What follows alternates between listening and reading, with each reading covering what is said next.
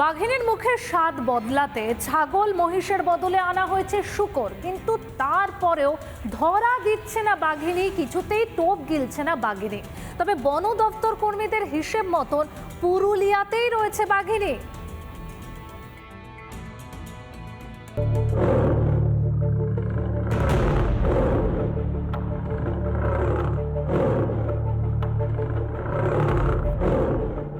পুরুলিয়ার রায়কা পাহাড়ে ঘাপটি মেরে রয়েছে বাঘিনী। রাত ভোর পুরুলিয়ার বান্দোয়ান যমুনা রেঞ্জের কুইলাপাল বিটের রায়কা পাহাড়তলির জঙ্গলেই রইল সে, কিন্তু বন দপ্তরের পাতা ফাঁদে ভুলেও ফেলল না পা। এই বাঘিনীকে একেবারে ফাঁদে ফেলার জন্য কিন্তু যে ওত পেতে রাখা হয়েছিল, অর্থাৎ মহিষ এবং ছাগল বেঁধে রাখা হয়েছিল খাঁচাবন্দি করার জন্য, তা কার্যত বিফলে গেছে বন দপ্তরের সেই একেবারে উদ্যোগ। তার লোকেশন একেবারে বারবার কিন্তু এক স্থান থেকে অন্য স্থানে হওয়ার কথা থাকলেও তা কিন্তু হয়নি। পর্যটক নয়, রায়কা পাহাড়ে আস্তানা করেছে বন দপ্তর ও CRPF. Satellite monitoring, thermal image scanning, night vision drone monitoring এর মাধ্যমে বাঘিনীর অবস্থানের দিকে ক্রমাগত নজরদারি চালাচ্ছে বন দপ্তর। স্ট্র্যাটেজিকভাবে ও যাতে সুস্থভাবে ওকে যদি আমরা আবার উড়িষ্যায় ফিরিয়ে দিতে পারি তার জন্য চেষ্টা করছি। ভয় পাওয়ার কোনো কারণ নেই, আর দয়া করে কেউ গুজব ছড়াবেন না। ভয় তো অবশ্যই লাগছে, রাত্রেও ভালো করে ঘুম হচ্ছে না, সেই জন্য ঘর থেকে যখন সন্ধ্যার সময় বাইরে বেরাবো একটু, সেটাও একটু ইয়ে লাগছে আর কি। বাঘ আসে যে সে তাই জন্য আমরা ঘরে বসে আছি, কোথায় বাইরাতে পারছি না, ভয় লাগছে। কাজে যাননি? না, কি করে যাবি? ওই যে পারাস্তার এসেছিল কালকে, ও বলছি এই অন্যদিকে যাস না, বাড়িতে থাকবি।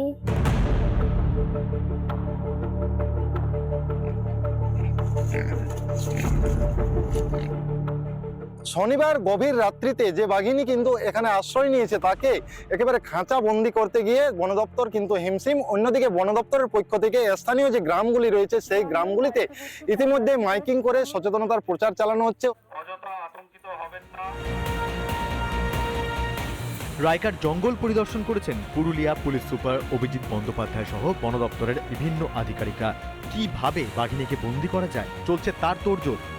সবাইকে আমরা সতর্ক করছি ব্যাপারটা সম্বন্ধে, ওয়াইল্ড লাইফের যে ইম্পর্টেন্স আছে সেটা সম্বন্ধে বলছি, এবং এখানে যে বিধিনিষেধগুলো মেনে চলতে হবে সেগুলো আমরা বলছি। ফরেস্ট ডিপার্টমেন্ট যে ছবিটা তৈরি করে দিয়েছে সেটা সবাই যাতে মেনে চলে। কতক্ষণে বাঘিনীটি নাগালে আসবে সেই আশায় গ্রামবাসী সহ পর্যটকরা। পুরুলিয়া থেকে অরবিন্দ মাহাতোর রিপোর্ট, রিপাবলিক বাংলা।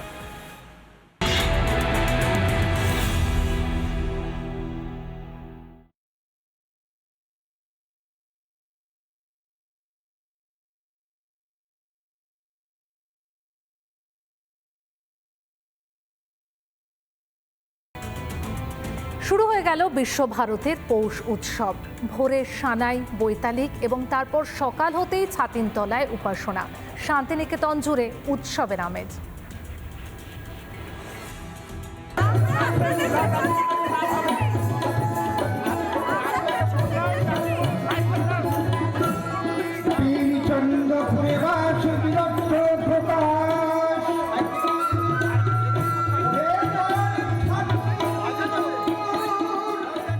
গুরুদেবের বিশ্বভারতীতে শুরু হয়ে গেল পৌষ উৎসব। ভোরবেলায় বৈতালি, সানাই আর তারপর উপাসনা, আর সব মিলিয়ে এবারও কিন্তু পৌষ উৎসবকে ঘিরে সেজে উঠেছে শান্তিনিকেতন। ভোরে বৈতালিক, সানাই আর ছাতিমতলায় উপাসনার মতো একাধিক চিরাচরিত রীতি মেনেই শুরু হয়ে গেল বিশ্বভারতীর পৌষ উৎসব। মেলার পৌষ মেলার যে ঐতিহ্য সেইটা আবার পুনরায় ফিরে পাচ্ছি। আশ্রমিক হিসাবে এটা খুবই ভালো লাগছে যে আমরা সেই যে পুরনো শান্তিনিকেতনের ঐতিহ্য এটা উপভোগ করছি।